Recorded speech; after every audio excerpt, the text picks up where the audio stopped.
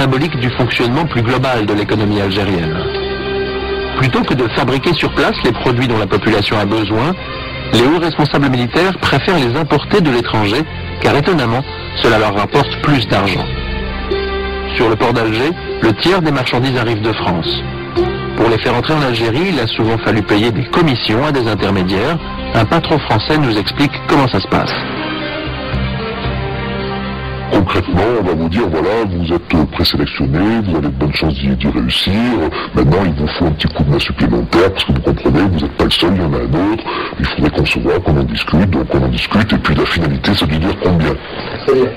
En général, c'est, je dirais, une dizaine de pourcents. C'est une dizaine de pourcents. 10% du montant des importations, 1,5 milliard d'euros par an, partirait donc chaque année dans la poche des hauts dirigeants du régime. L'argent leur est versé directement sur des comptes à l'étranger et en devise, s'il vous plaît. Analyse d'un banquier américain, spécialiste de l'Algérie. L'intérêt de ce système, c'est que cela vous permet de faire sortir votre argent d'Algérie. Si vous fabriquez des produits sur place, vous pouvez prélever des commissions, mais l'argent vous sera versé en dinars, et cela n'intéresse personne. Ce qu'ils veulent, ce sont des euros. Un système pervers qui handicape les entrepreneurs algériens, mais aussi la population, car les produits importés sont plus chers. Allô ? En 1997, Ahmed Bouakaz, un homme d'affaires algérien installé en Belgique, va tenter de remettre en cause le système.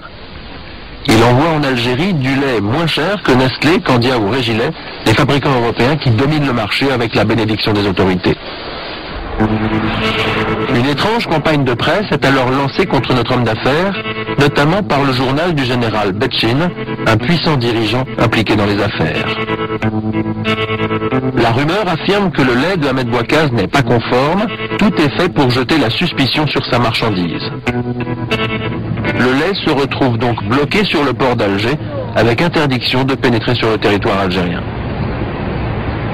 Notre homme d'affaires est dégoûté, il comprend qu'il dérange un gros importateur qu'il soupçonne d'être lié au général Betchin.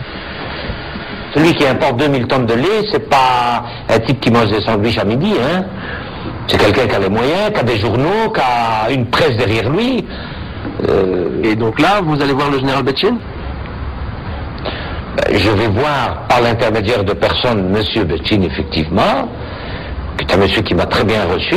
Je lui ai expliqué quasiment ma vie, en lui disant je suis parti à l'âge de 7 ans en Belgique et voilà comment j'ai vécu, voilà comment j'ai travaillé, voilà comment j'ai réussi, et voilà, et voilà, et voilà. Il m'a pris en sympathie. Le général Betchin use alors de son influence pour débloquer le lait d'Ahmed Bouakaz. L'homme d'affaires pense que tout est réglé, mais quelques semaines plus tard, les intermédiaires du général le recontactent à Bruxelles. C'est après que mon lait soit débloqué que ces gens, j'appellerais ce groupuscule de gens, est venu me dire que M. Betchin avait des problèmes financiers, que si on pouvait l'aider, on commence par 5-6 milliards et puis on vous dit il faudrait vite débloquer 1 milliard et on vient vous voir à Bruxelles, on vient négocier avec vous, on vient vous dire maintenant vous êtes assuré, vous avez vu avec quelle force on a pu faire sortir votre lait, et on vient, on se met à l'hôtel, on profite un peu du séjour à l'hôtel, tout ça c'est joli, hein. À vous faire. Non mais c'est pas un problème, payer l'hôtel, vous savez, je le payerai à n'importe quel Algérien qui viendra à Bruxelles. Et après il vous donne plus d'argent. Mais je l'ai jamais donné. Et donc on vous a bloqué votre lait. Ben c'est peut-être pour ça, certainement pour ça. Et oui, notre homme d'affaires refusant de payer, son lait est à nouveau bloqué. Bilan, des centaines de tonnes de marchandises détruites. Ancien officier de la sécurité militaire algérienne, aujourd'hui réfugié à Londres, le capitaine Ougnoun confirme que beaucoup de généraux sont impliqués dans les affaires et qu'ils sont souvent incontournables. Il est impossible de prendre un marché si on ne paye pas un général ou si en quelque sorte on n'achète pas la protection d'un général. Parce que impliquer un général au sein d'une affaire, c'est formellement assurer la réussite de cette affaire. Une économie largement basée sur l'importation, un pays où 40% de la population vit avec moins de 2 euros par jour. Dans cette cité des hauteurs d'Alger, les jeunes ont perdu depuis longtemps l'espoir que les choses changent en Algérie.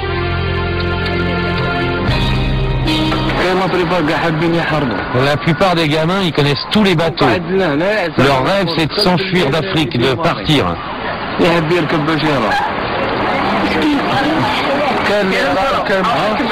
Alors la nuit, dans le port, ils montent clandestinement sur les bateaux pour essayer de s'enfuir. Il y en a qui sont partis et qui sont revenus, d'autres qui sont arrivés jusqu'en Espagne. Moi, j'ai pas envie de rester ici. J'ai vraiment pas envie de rester en Algérie.